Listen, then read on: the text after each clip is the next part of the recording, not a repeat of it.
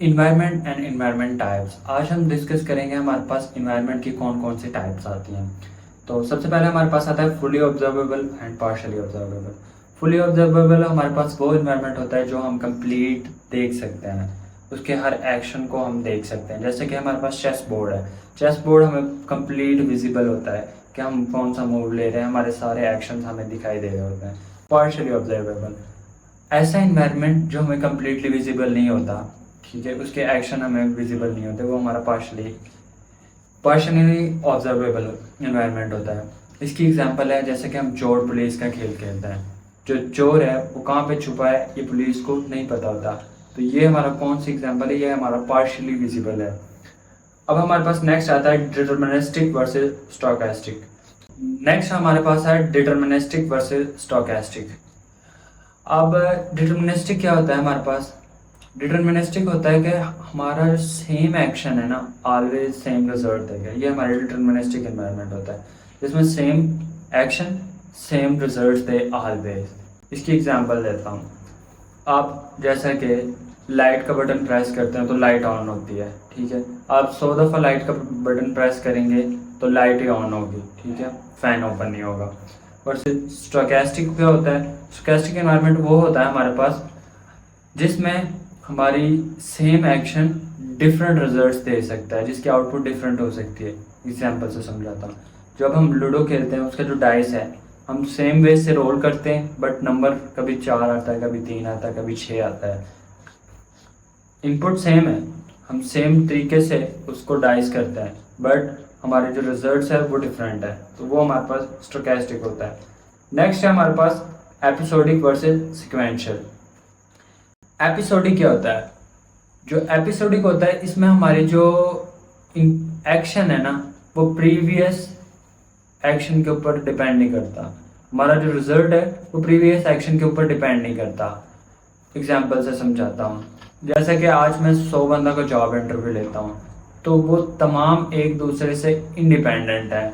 मैं एक एचआर हूँ, मैंने 100 बंदों का जॉब इंटरव्यू लिया है, फिर मैं उनमें से सिलेक्ट करूँगा। ईच एंड एवरीथिंग इंडिपेंडेंट है। सिक्वेंशियल क्या होता है? हर स्टेप पीछे वाले स्टेप पे डिपेंड कर रहा होता है। हर जो रिजल्ट है वो पीछे वाले एक्शन पे डिपेंड कर रहा होता है। इसकी एग्जांपल देता हूँ।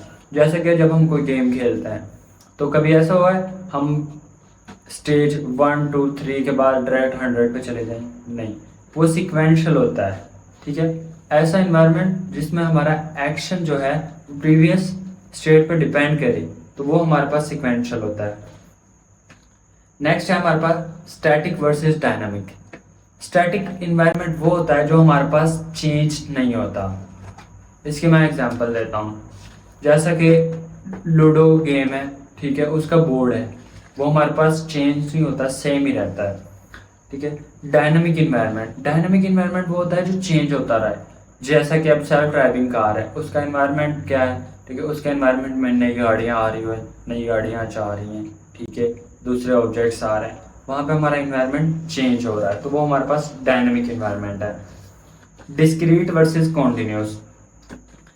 डिस्क्रीट इन्वायरमेंट हमारे पास वो होता है जो फाइनाइट नंबर ऑफ एक्शंस, जिसके पास तमाम एक्शंस जो है ना हमारे वो हमें पता होता है और वो फाइनाइट होता है। मतलब कि हमें पता होता है, जैसे अगर चेस गेम खेल रहे हैं तो हमें पता है हमारी मूव्स क्या हैं। अगर हमारी क्वीन है तो वो लेफ्ट भी जा सकती है, राइट भी जा सकती है, ठीक है। अगर हमारे प्यादे हैं तो वो साइड में मार सकते हैं। और इसके कंटिन्यूस में होते हैं हमारे पास इनफाइनाइट नंबर ऑफ स्टेप्स होते हैं। जैसा कि अब सेल्फ ड्राइविंग कार है, उसके एक्शन है, उसकी स्पीड इंक्रीज हो रही है, डिक्रीज हो रही है, ठीक है। उसने लेफ्ट जाना है कि राइट जाना है, रन टाइम पे ब्रेक कब लगानी है, जब क्या पता कब ऑब्जेक्ट आ जाए तब ब्रेक लगानी पड़े, वो हमारे पास कौन सी है, वो हमारे पास कंटिन्यूस इन्वायरमेंट आता है। Single agent versus multi agent. Single agent हमारे पास क्या होता है, एक मैन। अब आप लाइक पबजी की एग्जांपल लेते हैं। सिंगल एजेंट क्या है? अगर मैं अकेला खेल रहा हूँ, ठीक है, 100 वर्सेस 1 पबजी गेम में खेल रहा हूँ, तो मैं क्या हूँ, सिंगल एजेंट हूँ। मैं खुद से सोच के डिसीजन ले रहा हूँ, ठीक है, मैं खुद एक्शन कर रहा हूँ, खुद डिसीजन ले रहा हूँ। अब हमारे पास आते हैं मल्टी एजेंट। मल्टी एजेंट है लाइक हमने हमारा पूरा ग्रुप है, स्क्वाड जिसे कह लें, तो हम चारों लोग क्या कर रहे हैं, चारों लोग मिलके एक्शन ले रहे हैं, ठीक है, और मिलके डिसीजंस कर रहे हैं, ठीक है। तो वो हमारे पास कौन सा है, मल्टी एजेंट इन्वायरमेंट है। इसके बाद आ जाता है हमारे पास known versus unknown. Known environment वो होता है जो इन्वायरमेंट का क्रिएटर है ना, उसको नॉलेज होता है इन्वायरमेंट का, ठीक है।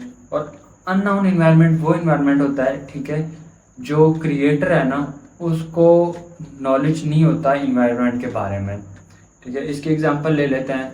नाउन इन्वायरमेंट हमारे पास जैसे कि नाउन इन्वायरमेंट, अब मैं चेस गेम बना रहा हूँ तो मुझे उसके बोर्ड का पता है ना कि नेक्स्ट हमारे पास क्या क्या मूव्स हैं। बट अगर मैं सेल्फ ड्राइविंग कार बना रहा हूँ तो मुझे उसके इन्वायरमेंट का नहीं पता कि उसके इन्वायरमेंट में कौन कौन सी ऑब्जेक्ट्स आ सकते हैं, ठीक है। नेक्स्ट हम देखते हैं इन्वायरमेंट टायर्स लिखी हुई है, environment, observation, agent, deterministic, stochastic and discrete. अब उसने ये सारी गेम्स के नाम लिखे हुए हैं और वो बता रहा है ये ऑब्जर्वेबल है, फुली ऑब्जर्वेबल है, ये सिंगल है, ये डिटर्मिनिस्टिक है, स्टोचैस्टिक है, डिस्क्रीट है। ये उसने इसकी कंप्लीट एग्जांपल हर एक की बता दी है।